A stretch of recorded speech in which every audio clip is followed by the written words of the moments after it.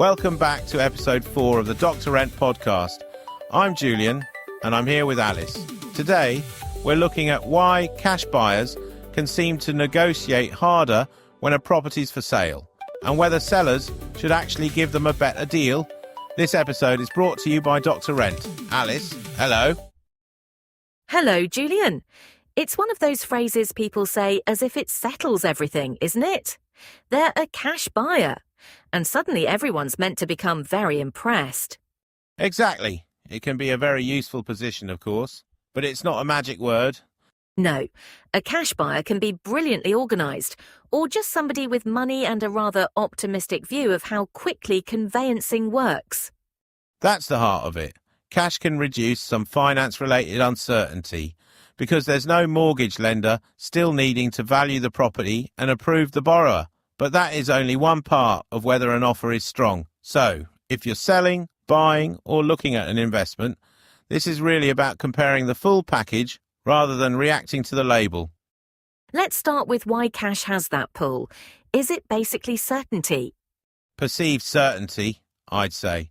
A credible cash buyer doesn't need a mortgage offer to fund the purchase. That removes two things that can affect a mortgage-backed purchase: the lender's underwriting decision and the lender's valuation. If the lender values the home below the agreed price, the buyer may need to find more deposit, renegotiate, or the deal may not proceed.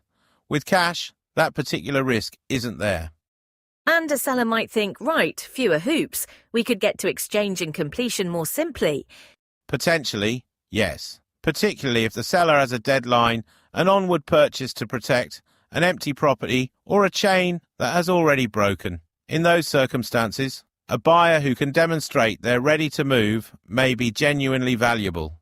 But hang on, we need to be careful with the word certainty, because cash sales still go wrong. They absolutely do. Costs and any savings depend on individual circumstances, so it is worth checking the figures for your own situation.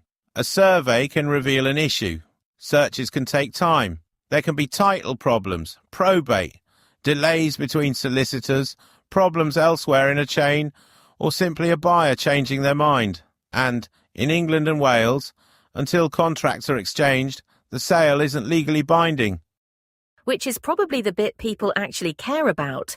Someone says, I'm cash, I can complete in 2 weeks, but they haven't instructed a solicitor, they haven't shown any funds, and the date changes every time you speak to them. That doesn't sound especially dependable. No, it doesn't. It's a claim rather than a credible offer. And that brings us to the important distinction. Being a cash buyer may strengthen an offer, but proof of funds, chain position, and readiness are what make it persuasive. So what should a buyer actually put forward? Not a folder the size of a phone book, hopefully. Thankfully, no. Keep it clear. State whether the purchase is wholly cash, partly financed, or dependent on selling another property. People sometimes use cash buyer loosely, but those positions are quite different. Give the offer amount, any conditions, your chain position, the conveyancer you intend to instruct, and a realistic suggested timetable. And proof of funds. And suitable recent proof of funds, yes, shared carefully, normally through the estate agent or solicitor, with personal details redacted where appropriate. It's reasonable for a seller or agent to want evidence before they treat an offer as proceedable. I can imagine some buyers feeling a bit uncomfortable about that. It's personal information. It is, which is why it should be handled properly. But from the seller's side, they're taking a property off the market, perhaps turning down other interest. They need a sensible basis for believing the money is there. Fair. And being responsive matters too, doesn't it? You can have the money, but if nobody can get a reply from you for 4 days, it doesn't create confidence. Precisely. Prompt replies, arranging a survey quickly if you want one, and instructing a solicitor early all support the story you're telling. The strongest offer is one where the price and the practical steps line up. Okay, let me challenge the other assumption. People often hear that cash purchases complete at lower average prices, then decide cash buyers are entitled to a standard discount. Is that fair? No, not on its own.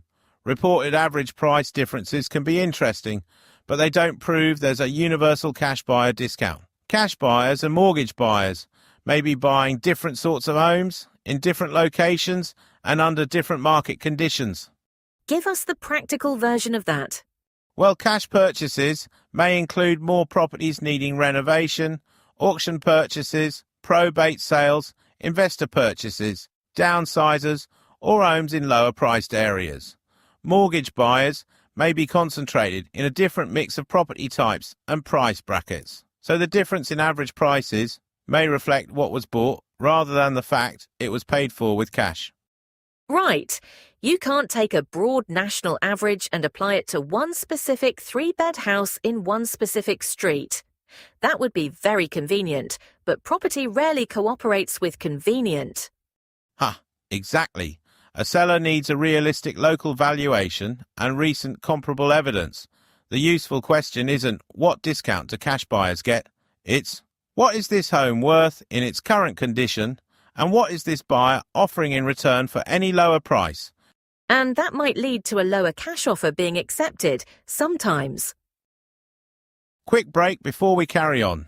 This podcast was made with our ease, which turns the things a business already knows into finished episodes like this one, from the first idea through to the published show.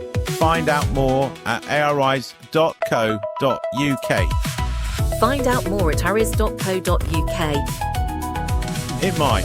Say a seller has an onward purchase with a tight timetable. They receive a higher offer from a buyer whose mortgage is still at an early stage and whose own sale is not yet secure. Then they receive a slightly lower cash offer from someone who can show funds, is chain-free, has a solicitor ready, and proposes dates that work.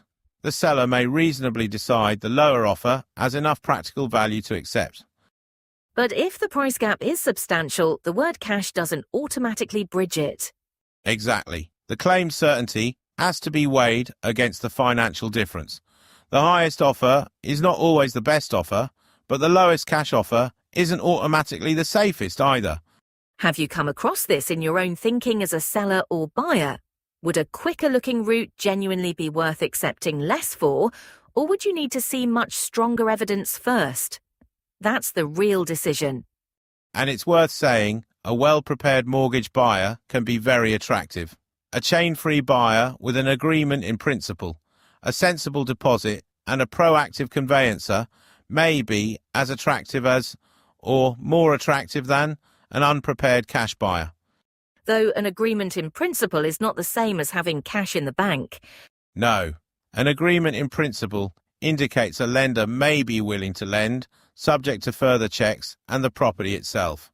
It's useful evidence of position, but it isn't a final mortgage offer, and it isn't equivalent to cash. So sellers shouldn't dismiss that buyer just because another person says cash. Compare what's actually on the table. That's it. Ask every serious buyer the same core questions. What's your funding evidence? What's your chain status? Are there conditions attached to your offer? Who is your solicitor or conveyancer? What exchange and completion dates are you proposing? Consistent questions make offers easier to compare fairly. I'd add survey and valuation risk to that comparison. Not because a cash buyer can't ask for a survey, they can, and often sensibly should, but because funding method doesn't remove the chance of finding defects. Completely right. Whether to arrange a survey is separate from how the buyer funds the purchase. Paying cash doesn't make an undiscovered defect disappear. If significant findings come up, a further conversation about price may be justified. But buyers shouldn't make an offer they already expect to chip away at later without a genuine reason. That practice really undermines the whole "I'm the straightforward buyer" message, doesn't it? It does. Vague promises of speed, followed by repeated renegotiation, don't build trust. A well-supported, respectful offer based on the property is much more likely to be taken seriously. Let's talk about homes needing substantial work, because cash can matter more there. Some lenders may be cautious depending on the property's condition and valuation. Yes, a cash buyer, particularly an investor, may be able to progress a purchase that doesn't suit every lender's criteria. That can be a real advantage. They may understand the works and have a route to proceed, but it is a reason they may be able to buy, not a requirement for the seller to accept a lower price. I'm glad you've put it that way, because there's a leap people make. It needs work, therefore take my low cash offer. Not necessarily. No, the seller should still assess the present condition, local comparable evidence, the offer, and how likely it is to complete. A buyer's ability to deal with a difficult property can be valuable, but it doesn't turn negotiation into a one-way street. And for an investor, cash isn't a substitute for doing the sums. It may get you through the front door, but it doesn't tell you whether you ought to walk in. Very nicely put. Before committing, an investor should separately consider the condition, likely works, ownership structure, holding costs and intended rental strategy. Cash can make an offer easier to progress. It does not make a poor investment sound. There's another angle for landlords selling an investment property too. Tenant arrangements, whether vacant possession is needed, and the buyer's intended use may all affect what is practical.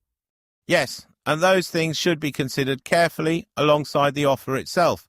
It comes back to the full package. Price is central, obviously, but the conditions, timetable and ability to proceed can change what an offer is worth to that particular seller. So if there are 3 offers, don't just line them up by price and circle the largest number. No. Put them on the same basis: offer price, stated conditions, funding evidence, chain status, whether a conveyancer is instructed, likely survey or valuation risks, and proposed exchange and completion dates. Then ask, which of these genuinely fits my position? And if you're the buyer, make that easy. Don't expect an agent or seller to piece together your position from 6 half answers. Quite. Clarity is part of your offer.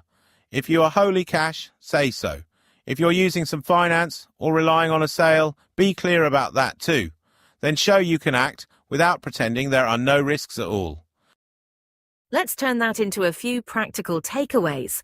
Sellers, start with a realistic local valuation and recent comparable evidence, not a headline about average cash prices. Then get the same information from each serious buyer. Evidence of funding, chain position, conditions, solicitor details, and a proposed timetable. Compare price and deliverability together.